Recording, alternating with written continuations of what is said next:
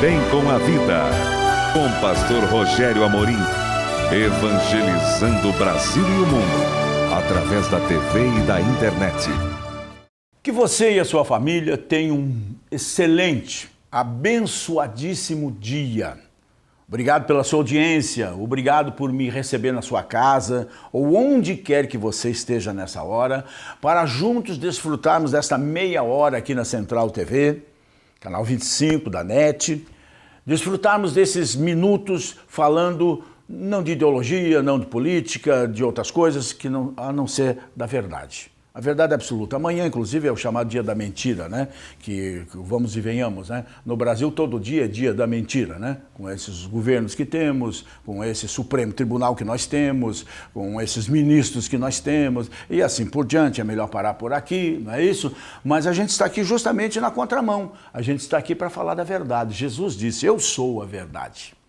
Eu sou o caminho, a verdade e a vida. Ele não disse eu sou um caminho, ele disse eu sou o caminho. Ele não disse eu sou uma verdade, ele disse eu sou a verdade. Ele não disse eu sou uma vida, ele disse eu sou a vida.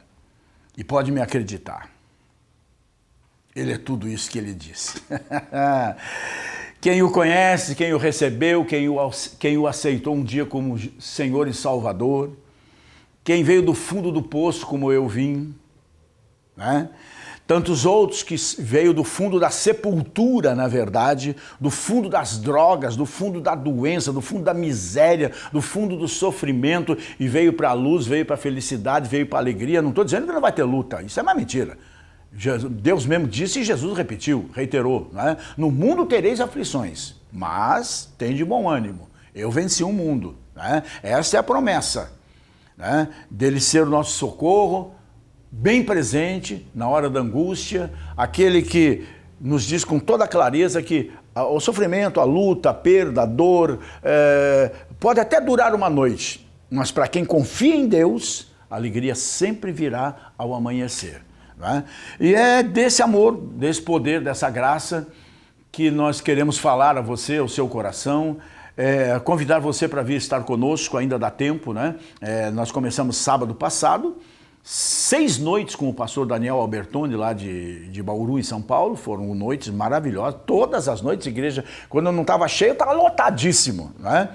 E ontem à noite tivemos a nossa cantata de Páscoa.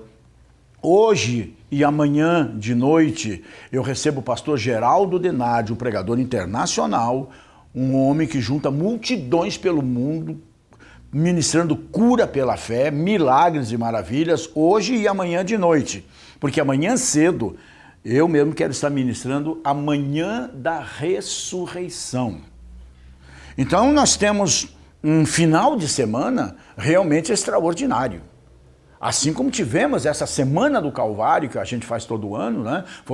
Serão 9 cultos seguidos de igreja lotada. Apesar do mau tempo, de tanta chuva nessa cidade e até um pouquinho de frio que já está chegando, porque está prometido uma gelada aí para abril, hein, gente? Vamos tirando, botando, como é aquelas bolinhas lá, nas roupas de lã, né? Tirando tudo do armário, quando sair um solzinho já bota lá, porque esse mês de abril o bicho vai pegar já, não é isso? É natural, é Curitiba, é assim. Mas também tem a vantagem, né? Já começa a cair os primeiros pinhões, né? Acho que os primeiros pinhões agora de março para abril, São José que eles chamam, né? Tem lá no sítio, né? Tem essas vantagens, né? Tomar uma sopinha quente, o chimarrão já desce melhor e assim por diante, né? Mas vamos voltar ao que interessa aqui, gente. É convidar você e a sua família a vir estar conosco. Hoje nós temos 3 cultos simultâneos como todo sábado. Numa das capelas, os adolescentes, na outra capela, os jovens, nas 4 salas grandes, todas equipadas, as crianças, e aqui o culto da vitória, hoje recebendo o pastor Denardi. Amanhã, domingo, 9 da manhã, nós teremos a manhã do Espírito Santo, que vai ser amanhã, celebração da manhã da ressurreição. E à noite, celebrando Deus. Em todos eles, poderosas correntes de oração. Ou seja, votos com Deus, propósitos com Deus, trato com Deus, aliança com Deus para a vitória. Você está enfrentando luta? Você está enfrentando problemas? Você está enfrentando o impossível? venha se aliar ao Deus dos impossíveis e você vai ver o que vai acontecer na sua vida. Estou esperando você e a sua família o dia que você quiser vir estar conosco aqui. As portas estão abertas e enquanto você não vem, eu levo até você a nossa igreja. Trouxe Bíblia?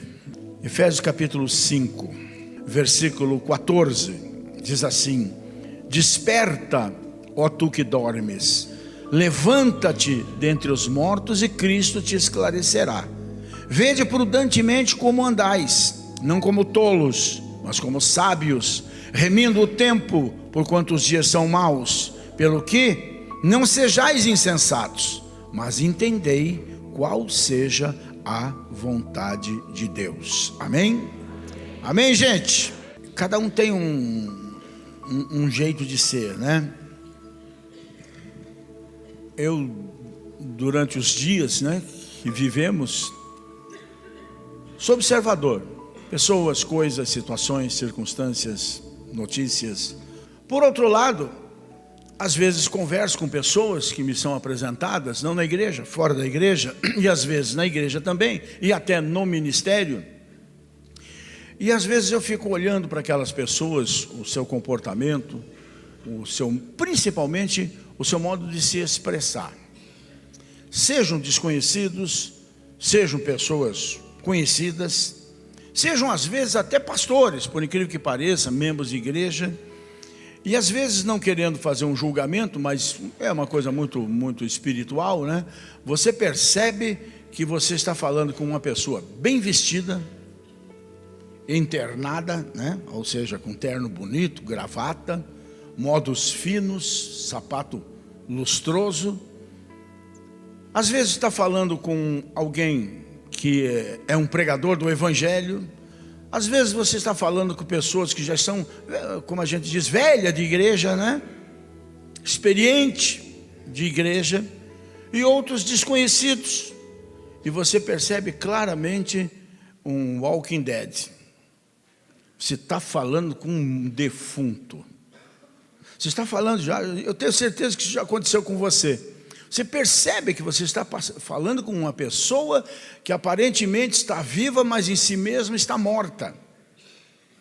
Pelo que fala, como se comporta, pelo que pensa, como se expressa, pela vida, às vezes, que vive, não é isso? E então eu me lembro de toda essa passagem de Lázaro. E o engraçado é que Lázaro, que pelo pouco que eu sei, o nome Lázaro tem um significado que é Deus é meu socorro, né? De repente você vai para as escrituras como curioso para saber, e você não encontra muita coisa sobre Lázaro. Você encontra ele testemunhando. Jesus estava até presente logo depois do acontecimento da sua volta à vida, não é isso?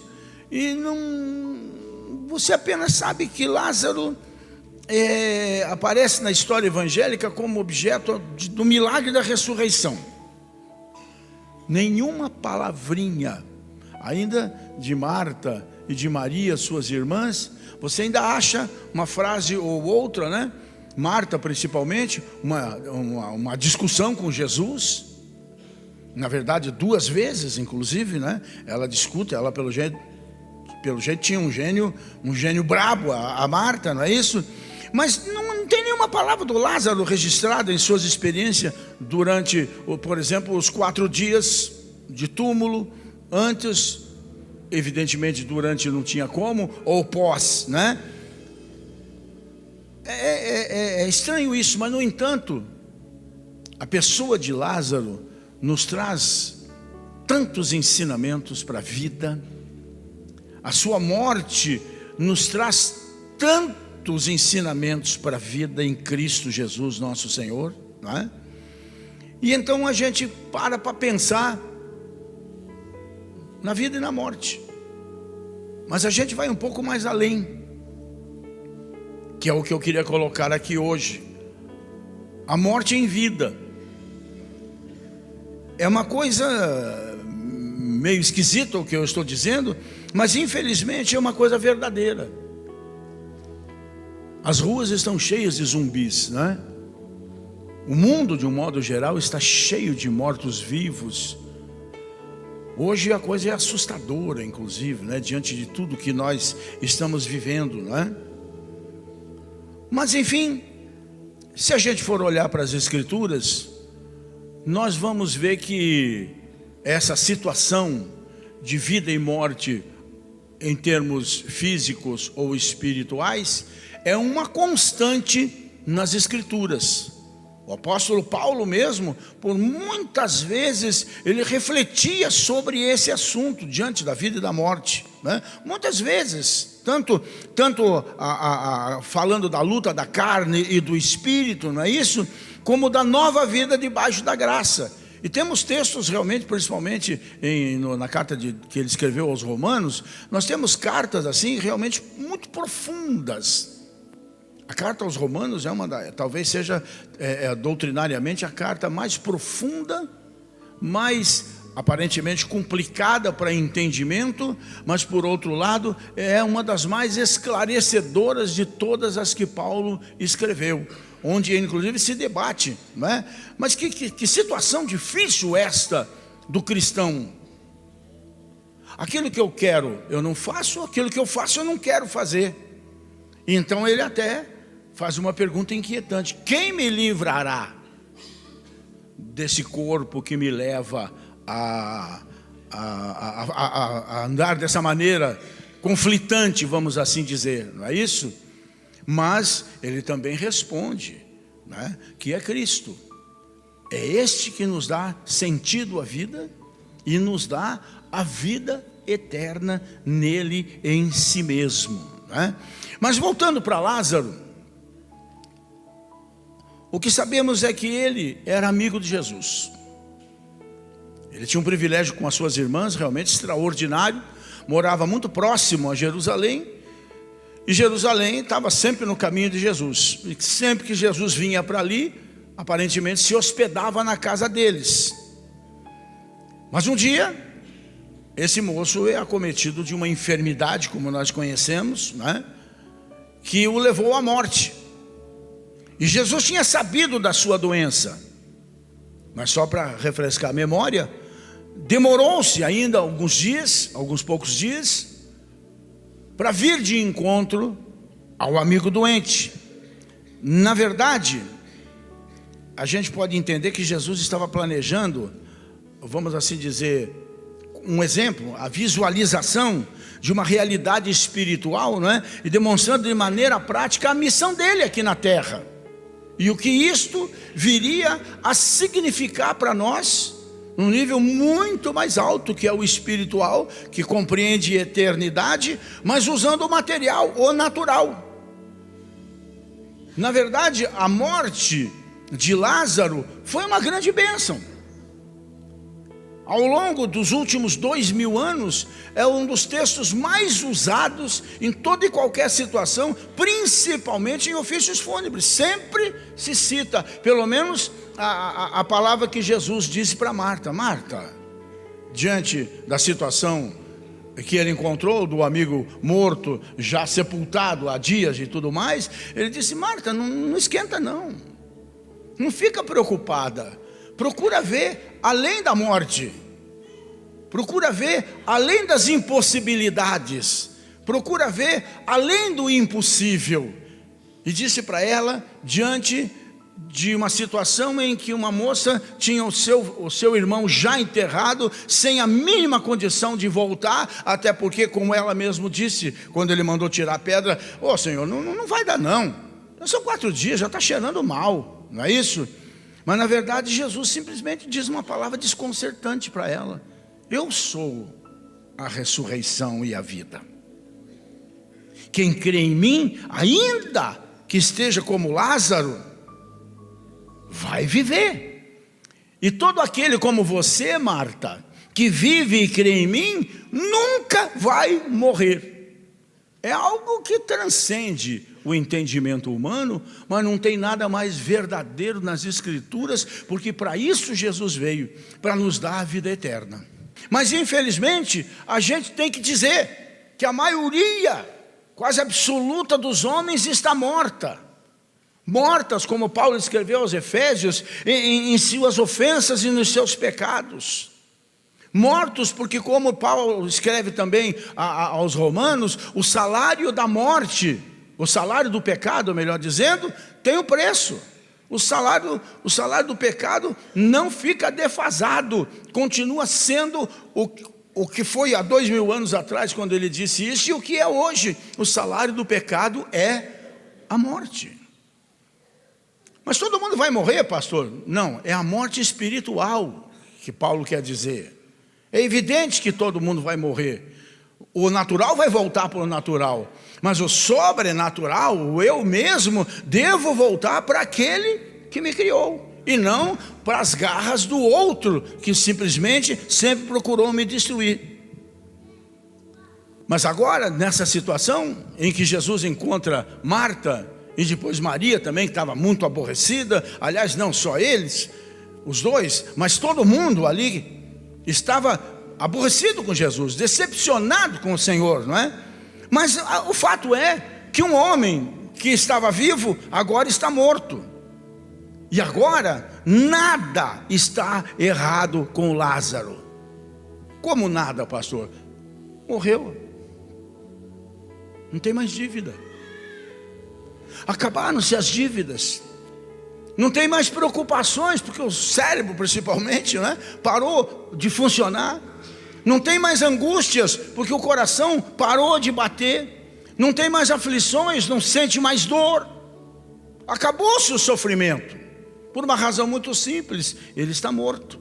E a primeira coisa que nós temos que entender é que nós temos 3 níveis de vida. 3, para entendermos essa realidade no qual muitos seres humanos estão mortos e têm que usar de recursos para preencher essa vida que lhes falta, é preciso fazermos distinção entre os níveis de vida que nós vivemos. E nível de vida que eu estou falando não é financeiro, não é o rico, o remediado e o pobre. Não, é primeiro vida física, vida da alma e vida espiritual. Se não vejamos, a vida física estão os sentidos, vamos assim dizer, os aparelhos de manifestação mais profundas de todo o ser humano. O físico materializa aquilo que é nosso interior. O que é interior não tem mão para pegar, vamos assim dizer, mas o meu corpo tem a mão para pegar, né? É com o físico que, por exemplo, a simpatia é demonstrada através de sorrisos. Não tem como minha alma se manifestar, senão com o brilho dos meus olhos, que dizem que é a janela da alma, né? Os poetas, não é isso? Ou o sorriso dos meus lábios, para dizer o quanto eu fico feliz quando vejo vocês aqui num domingo de manhã maravilhoso como esse. É a maneira que o meu corpo se expressa, né? Isso realmente é maravilhoso. É com o físico que, portanto, a simpatia é demonstrada, não é isso? Por outro lado, a solidariedade, o amor ao próximo, já pode ser visto através de atos sociais, evidente, né? Da mão estendida na hora do sufoco, que a beleza é admirada através dos cuidados com o corpo. Não é isso? O físico de Lázaro, no caso aqui, já era, pelas palavras de Marta, desculpa a expressão meio forte, né? Mas na expressão de Marta, se estava cheirando mal, é porque o físico dele já estava podre, já estava infelizmente deteriorando. Mas tem a vida da alma, a sede dos sentimentos é a alma, não é? A sede dos sentimentos é a alma. Com ela nós experimentamos prazer, medo, emoção, apetite, vontade, não é? E Lázaro já não podia experimentar nada disso, por uma razão muito simples: ele estava morto.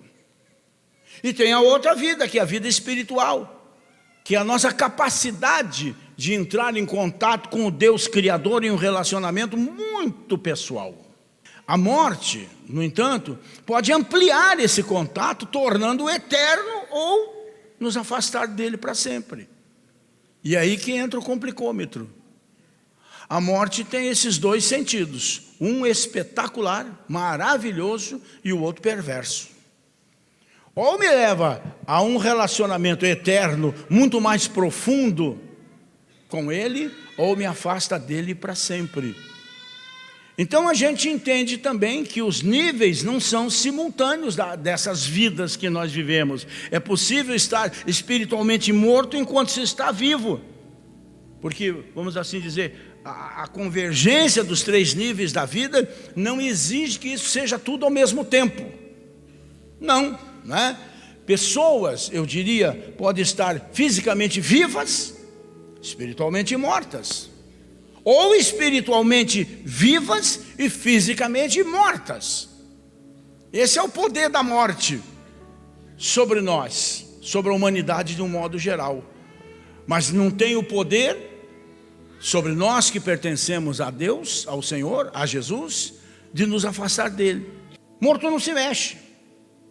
Morto não tem ação também, né? Lázaro estava, inclusive mais, né? Naquela cultura, ele estava amarradinho, com uma múmia, inerte, né? Inerte. Pessoas mortas espiritualmente não têm vida espiritual. É a mesma coisa que ele amarrado lá dentro da sepultura. Não tem testemunho, não abre mais a boca para orar, não compartilha mais o evangelho de Jesus, nem com palavras, nem com atitudes, por uma razão muito simples: estão amarradas. Seus membros todos estão inertes, estão paralisados pela morte. E se os mortos não têm apetite, se os mortos não têm ação, para a gente saber se está vivo ou está morto espiritualmente, a gente também tem que entender que morto não ama. Morto até convive, morto até vive na sociedade, né? Nesse sentido assim, mas não ama. Não ama, morto espiritualmente estou falando, né? Então fica esquisito isso. Morto não ama. Marta e Maria amavam Lázaro, estavam ali chorando por ele. O próprio Jesus, está escrito, chorou por Lázaro, pela morte dele, chorou por amor. Mas Lázaro não respondia nada disso, não estava nem aí para as lágrimas de Marta, de Maria ou de Jesus, por uma razão muito simples: estava morto. E mortos espirituais não reagem ao amor de Deus, não reagem à mensagem do Evangelho, não reagem ao sacrifício que Cristo fez, se entregando a si mesmo, para que nós não tivéssemos que tomar aquele lugar, ou morrer espiritualmente. Mas tem uma forma de reagir. Do que é que os mortos espirituais precisam? Uma coisa é certa: não precisam de estímulo, não precisam de piada, de humor, não precisam de passeios, não precisam de conforto, não precisam de solidariedade, por uma razão muito simples. Se a gente olhar para Lázaro, a gente vê que Lázaro tinha tudo isso. Tinha amigos, tinha família, tinha conforto, tinha estímulo, tinha o próprio Senhor Jesus no seu... Não vou dizer no velório, porque não foi, né? Lá na porta da sua sepultura. Tinha tudo isso, mas não tinha o principal. Ele estava morto, ele não tinha vida. Ele não tinha vida. Esse é o segredo. Mortos espirituais precisam de vida espiritual.